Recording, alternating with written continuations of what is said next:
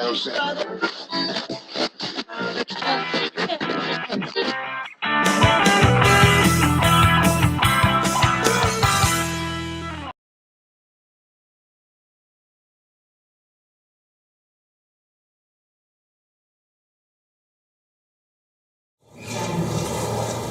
going to read the whole of the chapter, so you might just want to be comfortable and listen, or you might want to read along. The Lord called Samuel. The boy Samuel ministered before the Lord under Eli. In those days the word of the Lord was rare. There were not many visions. One night Eli, whose eyes were becoming so weak that he could barely see, was lying down in his usual place. The Lamb of God had not yet gone out, and Samuel was lying down in the temple of the Lord, where the ark of God was. Then the Lord called Samuel. Samuel answered, "Here I am." And he ran to Eli and said, "Here I am, you called me." But Eli said, "I did not call. Go back and lie down." So he went and lay down. Again the Lord called Samuel, and Samuel got up and went to Eli and said, "Here I am, you called me." "My son," Eli said, "I did not call you. Go back and lie down." Now Samuel did not yet know the Lord. The word of the Lord had not yet been revealed to him.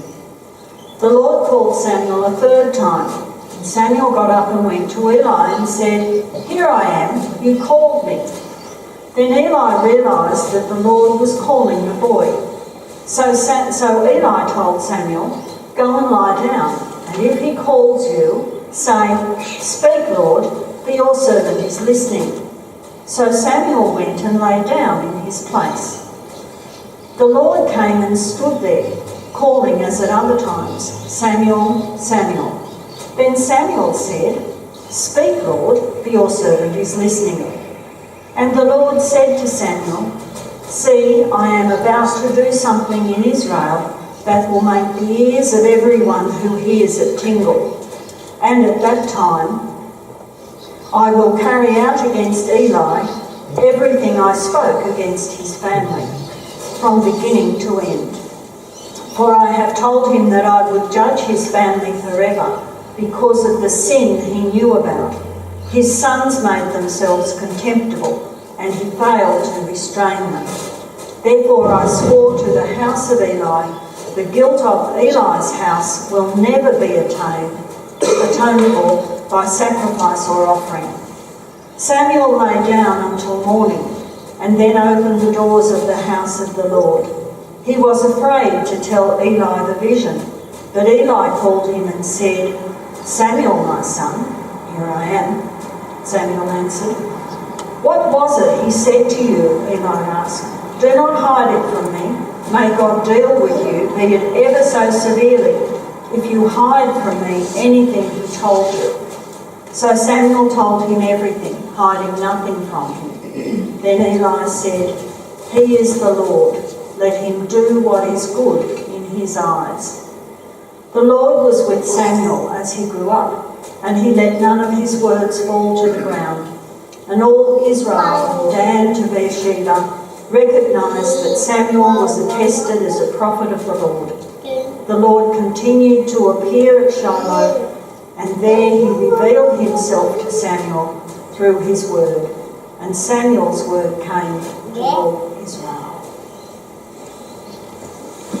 I'm sure you're very familiar with the first part of the story of this little boy in the temple being called, and he goes to Eli. And mostly when we read that story, we finish it where it says, Samuel says to God, "Speak, Lord, your servant is listening." And it's a lovely little story. Reminds me a little bit about Christmas time. We get a lot more visitors at Christmas time because the story's nice, it's about a little baby, everything's lovely. But when it comes to Easter, we don't get so many people coming to remember the end. Samuel's story is a bit like that. There's a lot to note, and it was only a few months ago, it seems to me, we had the family service where we all made our listening ears and we listened like Samuel. But there's a lot more to the story than that. First of all, we think of this little boy, Samuel. He's finding it hard to work out that it's God's call. Sometimes we're a bit like that. Sometimes people tell us, oh, that's a coincidence. And I get upset usually if they tell me it's a coincidence, because I believe that God is there drawing things together most of the time. So, first of all, we need to be listening, but we need not to be swayed about what we're listening to and who we're listening to. Sometimes we have to get somebody to help us sort it out. Little Samuel had to go and get Eli to work out that it was God that was calling him. I wonder if you're aware of God calling you at any time. Don't be embarrassed. Don't put your hand up and say yes, yes or no. But just have a little think about it. God calls us to do many, many things. He doesn't only call people to ordination. He calls everybody to do their work. Samuel was only little and he had this job to do. Just imagine a little boy having to tell Eli that God was wiping his hands off him. Think about that. That's a pretty tough job. But he did it because he had God with him. You know, God doesn't always call the people that we expect him to call. Here was Eli, in charge of the temple, had his grown-up sons abusing their position. It doesn't say exactly what they did, but we know they were abusing their position. In another version it says they were blaspheming against God. So it doesn't really matter what they were doing, but they were doing things that were wrong, and Eli wasn't stopping them. That was his problem. He wasn't calling them to account and making them go the right way. He was old. It tells us he's old, he's frail, he's had enough. Not good when your kids rebel and do things like that. It's bad enough when they're little and they don't do what you want them to do. But when you're old and frail, it's all the worse, I'm sure. But God didn't call them. They were next in line. They didn't get called. Here's a little test. Who can remember some other times in the Bible when somebody else has not been called, and a different person's been called instead? Let me give you a clue. What about Jacob? He wasn't the eldest son. Who was the eldest son? Esau. Well, I don't know if you're awake out there or not, but Esau. But Jacob, God called Jacob instead. What about Joseph? All the brothers? Don't shake. Say, I don't know. Have a think about it. This is an easier one. Moses instead of Aaron, and Aaron's sister, Miriam. I put her down because she plays a big part in the story there. What about David? Brothers? Again, they're brothers. I don't know why God chose to call us. I don't know why God chooses to call anybody. It's his prerogative who he calls, and he doesn't always call the people that we think about, that we would like to do. I wanted to just mention briefly a little bit about my call today, and it started many, many years ago when I was little. I was quite sure that I could still know what God was wanting me to do. But there's a couple of outstanding times that I wanted to talk about. And the first one was when we left Woiwoi. You've heard of that funny place because we've told you that we lived there. And to us, this was something that was quite a natural thing to do. We'd been trying to listen to God and find out what God wanted us to do. We'd had a couple of times where we thought it was right to go for God to go into ministry, but nothing seemed to fall into place. Everything seemed to come up with problems and that. But finally, at this stage, Julie was just at the end of high school. It all seemed full time. And so we decided we'd pack up and move to Brisbane so Bob could do some training. The number of people, friends and acquaintances, church people and otherwise, who said, what faith you must have. Fancy that. I don't have that sort of faith. I don't know that we had that sort of faith, did we? We just knew there was a deep knowing, deep down, that that was the way to go, that was the next step. Now, I'm not saying it was an easy step. We left our son in Sydney. That was a very difficult part of it. But we moved up here and we followed what we believed God wanted us to do, and it's all gone very well. I don't see it as a great step of faith. To us, there was just the choice, will we do this or not? Yes, we will. And it's worked out. After we were here and we'd settled down and everything, I had that same sort of deep knowing that I needed to go and do the ecumenical hospital chaplaincy course. That was to go in to do pastoral care, to talk to people. It was really set in hospitals, but it was also for shut-in people in nursing homes and everything else. I was a bit concerned about it because I thought this might upset my life a little bit. If I go and do that, I might get called to go into hospitals, and that was something I didn't want to do. I don't like going into hospitals. But applications were announced. You could now apply to go and do this course. I found out about it, and the application was by means of an interview. So I thought, it's much easier to write a few things on a piece of paper and send it away, but I'll go to the interview. So I went along, and I still wasn't sure why I was going to do this. And part of the interview, of course, they said, why do you want to do this course? And I said, I really don't know. Something inside is pushing me to do it. And they just looked at one another and said, yep, that's all right, you're in. And I couldn't believe it. They obviously were very aware of the way that God calls people to do things. Look where hospital chaplaincy has led me now. I spend more of my time in retirement villages, I think, than I do anywhere else. But that's just the way that things go. The next part of the story was, after I'd done that, Bob was ordained and we were ready to start looking at things, and God gave us a challenge. I'd like you to do this. And we didn't want to do it. This is where it gets hard. It's all right when God's asking you to do something that you want to do. Now, clergy are very good at keeping secrets, and we weren't supposed to tell anybody, but we did have some friends.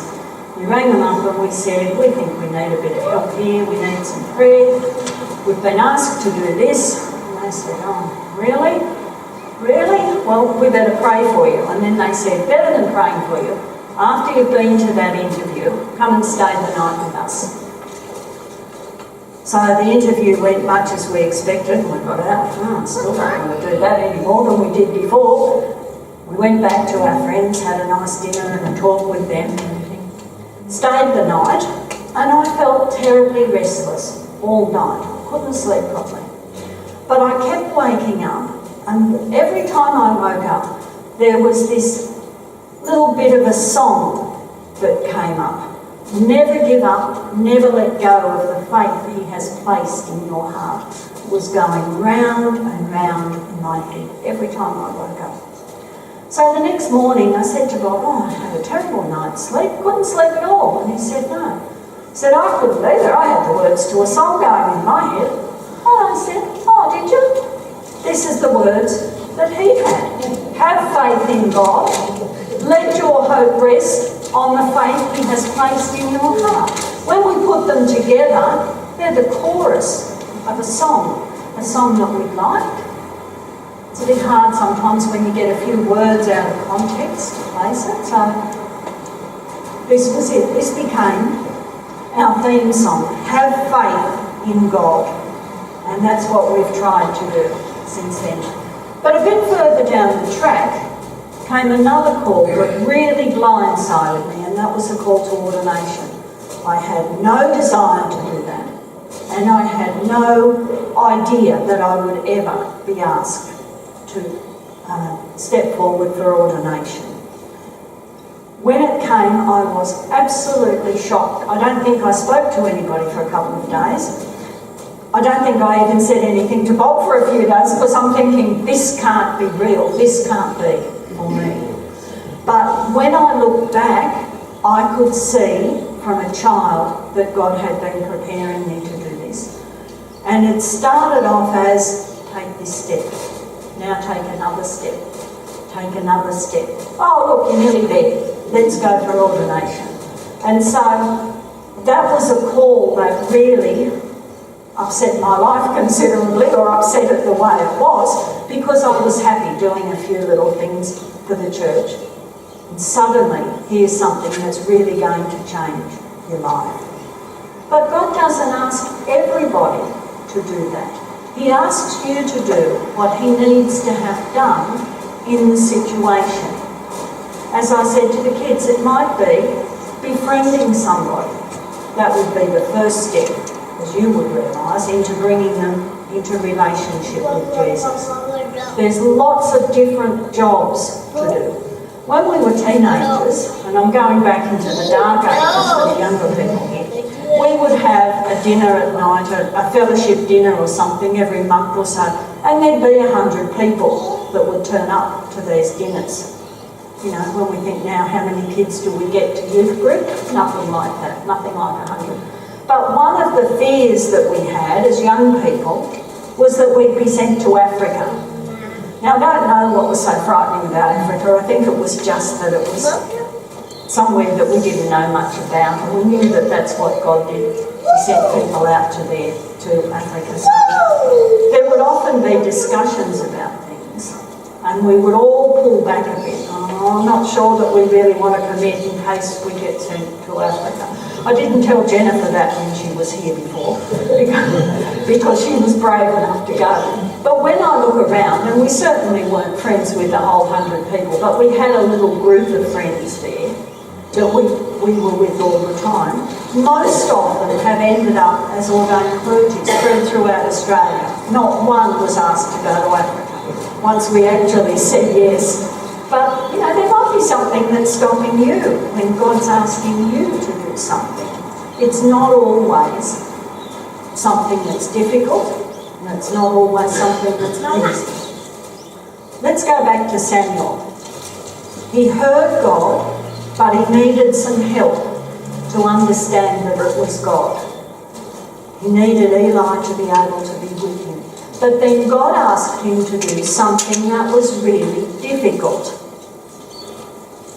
This is what he was telling him, and you might remember from when I read it before.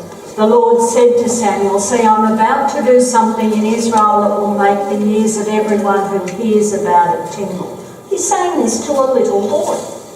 "At that time I will carry out against Eli everything I've spoken or spoke about his family from beginning to end."